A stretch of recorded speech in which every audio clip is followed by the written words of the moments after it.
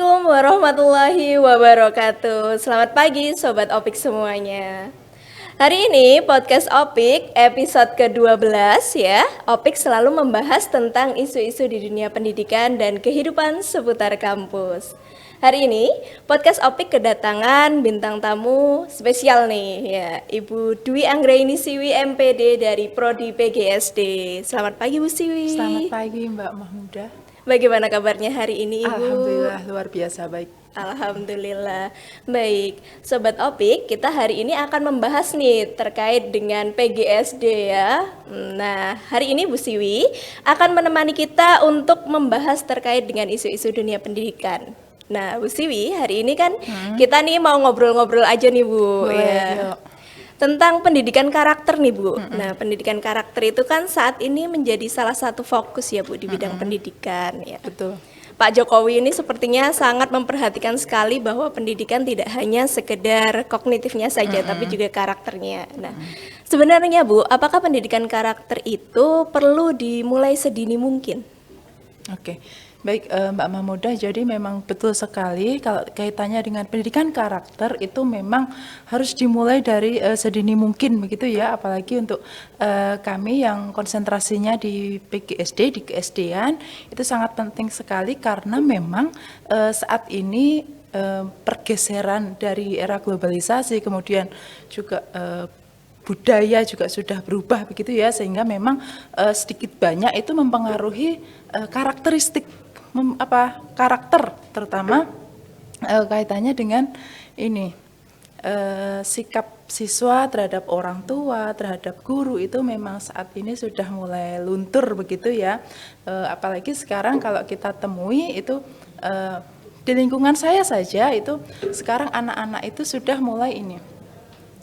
Mereka sudah tidak menghafal lagi lagu-lagu nasional, lagu tradisional itu sudah mulai mereka tinggalkan begitu.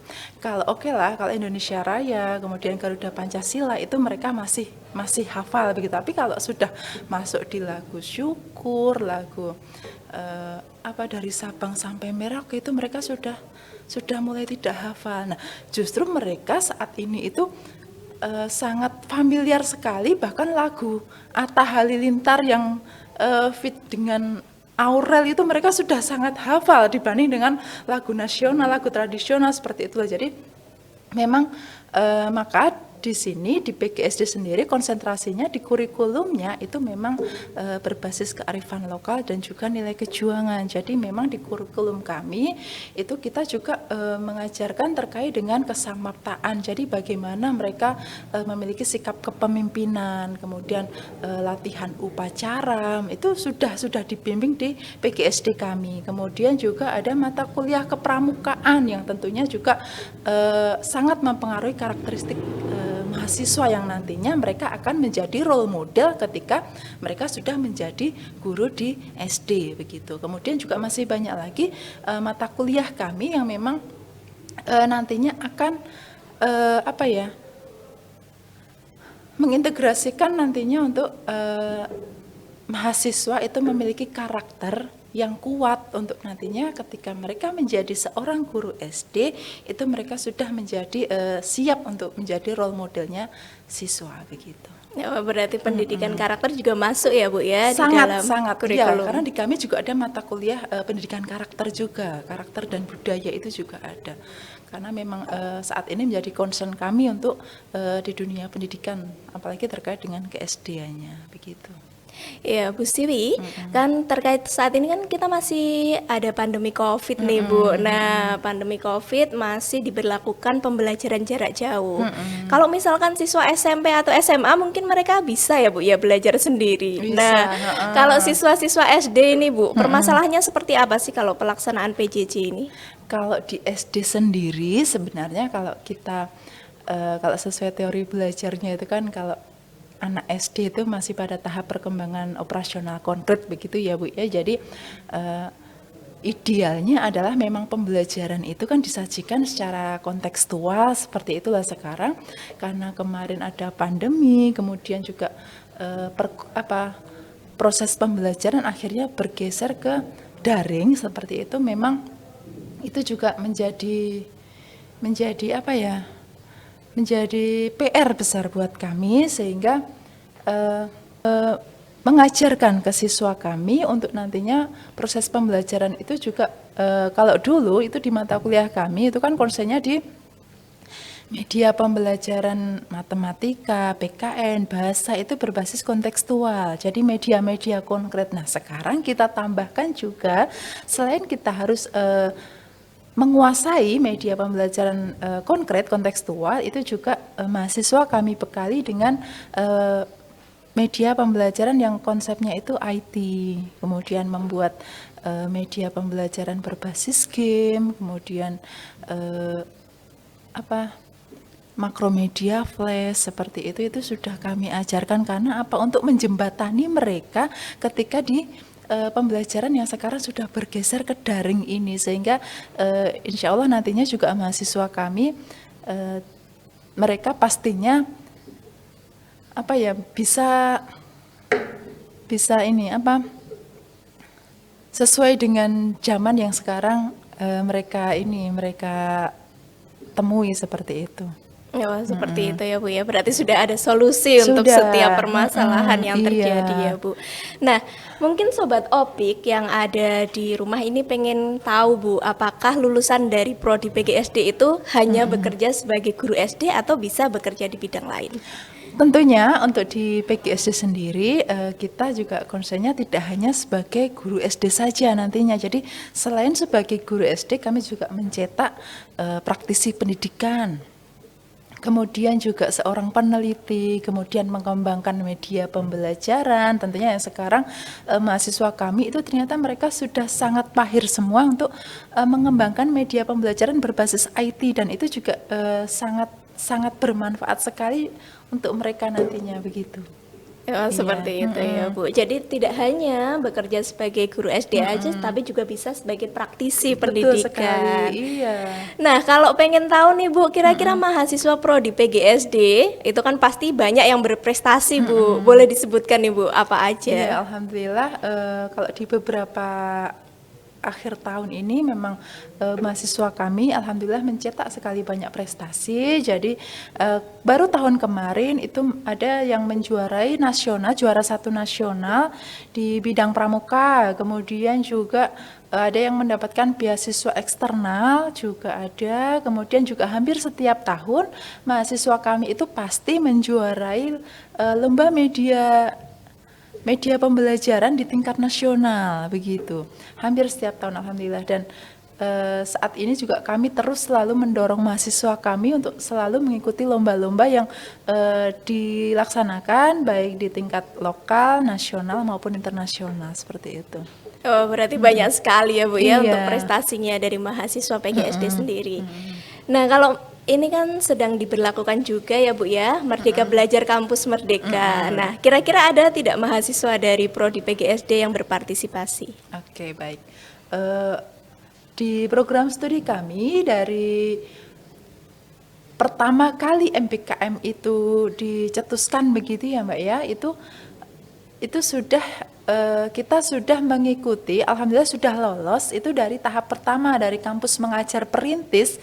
Itu alhamdulillah kami sudah diberikan kesempatan untuk mengikutinya untuk di PGSD Unifat sendiri. Jadi kami ada undangan khusus begitu dari kementerian, kita mendapatkan kuota itu 13 mahasiswa. Kemudian di KM1 di kampus mengajar 1 itu juga alhamdulillah ada lolos 12 mahasiswa. Kemudian di kampus mengajar 2 itu kita lolos 7 mahasiswa. Kemudian di kampus mengajar 3 yang saat ini sedang berjalan itu alhamdulillah kita saat ini lolos 12 mahasiswa. Jadi hampir setiap kampus mengajar yang diadakan kementerian itu alhamdulillah kami selalu lolos begitu, dan semoga ini juga terus berlangsung nanti dari tahun ke tahun seperti itu. Kemudian selain itu juga pertukaran mahasiswa itu kami ada satu mahasiswa kami yang saat ini melaksanakan pertukaran mahasiswa ke UNM ke Makassar. Ya, jadi dan pembelajarannya itu blended dari luring dan daring itu. Jadi mahasiswa tersebut melakukan proses perkuliahan di sana dan juga mengikuti proses pembelajaran secara daring seperti itu. Kemudian juga mahasiswa kami mendapatkan kesempatan pertukaran mahasiswa juga itu di Unisri. Sebanyak 30 mahasiswa semester 5 kemarin itu mengikuti perkuliahan statistik. Begitu di Unisri 30 mahasiswa kami. Kemudian selain mahasiswa sendiri itu juga dosen-dosen kami itu juga alhamdulillah diberi kesempatan mulai dari kampus mengajar perintis dulu itu ada satu dosen kami yang lolos menjadi DPL. Kemudian pada saat kampus mengajar 1 itu ada 2 dosen kami yang lolos, salah satunya saya juga. Kemudian di kampus mengajar 2 itu ada 3 dosen kami yang alhamdulillah saya juga lolos. Kemudian juga di kampus mengajar 3 ini ada 1 dosen kami yang lolos untuk menjadi DPL. Kemudian selain itu juga kami lolos juga program MBKM sekolah kemitraan, itu 1 dosen kami itu mengikuti program kemitraan LPTK yang saat ini juga kemarin baru saja selesai. Itu dosen kami bekerja sama dengan salah satu SD di Sukoharjo, di SD Sukoharjo 4 itu bekerja sama untuk mengembangkan perangkat pembelajaran begitu, dan itu tadi semua adalah program dari kementerian langsung begitu. Wah, luar biasa. Jadi tidak hanya mahasiswa tapi dosen-dosennya juga ya Ibu ya. Nah, kalau misalkan ini dari Sobat Opik nih bertanya, kira-kira nih Bu, keunggulannya dari Prodi PGSD ini apa sih? Aduh, kalau bicara keunggulan itu saya bisa menjamin keunggulan di program studi PGSD kami itu banyak sekali Mbak. Jadi kalau berdasarkan dari kurikulumnya saja itu sudah mengikuti zaman begitu ya. Jadi sudah sesuai dengan kalau bisa dibilang kekinian begitu ya, sesuai dengan yang terjadi kondisi saat ini begitu. Kemudian juga di kami itu setiap tahunnya itu karena sesuai dengan slogan kami juga nggih, PGSD unggul, berkarakter dan berbudaya. Nah, kalau dari poin budayanya ini kami setiap tahun itu pasti menggelar kegiatan namanya gelar kreasi dan lomba media pembelajaran. Jadi gelar kreasi itu sendiri itu ada mata kuliahnya dan itu mereka dipentaskan secara terbuka begitu. Jadi pentas itu diadakan blended juga secara luring dan daring begitu. Jadi live streaming dari YouTube juga. Dan kami selalu bekerja sama dengan tempat-tempat yang ada di Solo Raya begitu. Jadi sekalian untuk mempromosikan PGSD. Kemudian selain itu juga pastinya kalau nanti teman-teman itu join di PGSD kami itu otomatis teman-teman baik calon mahasiswa ya nantinya itu nanti mereka akan mengikuti yang namanya kegiatan kepramukaan yang nanti mendapatkan ijazah KMD. Jadi kursus mahir dasar, nanti mereka akan mengikuti pelatihan itu yang nantinya otomatis mereka bisa nantinya ketika sudah lulus dari PGSD itu mereka mendapatkan sertifikat untuk menjadi pembina pramuka seperti itu sudah otomatis. Kemudian kalau dari sisi pembelajaran karakternya itu sudah banyak sekali ya, tadi seperti yang saya sampaikan di awal itu sudah masuk di dalam kurikulum kami. Begitu Mbak, dan tentunya pasti kami selalu membimbing dan mendorong mahasiswa kami untuk mengikuti kompetisi begitu, baik di lokal, nasional maupun internasional. Baik, untuk Sobat Opik yang tertarik untuk masuk nih ke Prodi PGSD ya, jangan lupa untuk kunjungi pmb.univedbantara.ac.id atau langsung aja datang ke kampus Univet Bantara. Begitu. Ya, terima kasih Bu Siwi kedatangannya untuk podcast hari ini. Nah, sebelum kita akhiri podcast nih Bu, kita punya yel-yel nih, FKIP Univet. Mantep Mase, boleh dibantu ya Bu ya? Oke. Baik, terima kasih. Saya Mahmudah Dewi, FKIP Univet. Mantap Mase. Oke.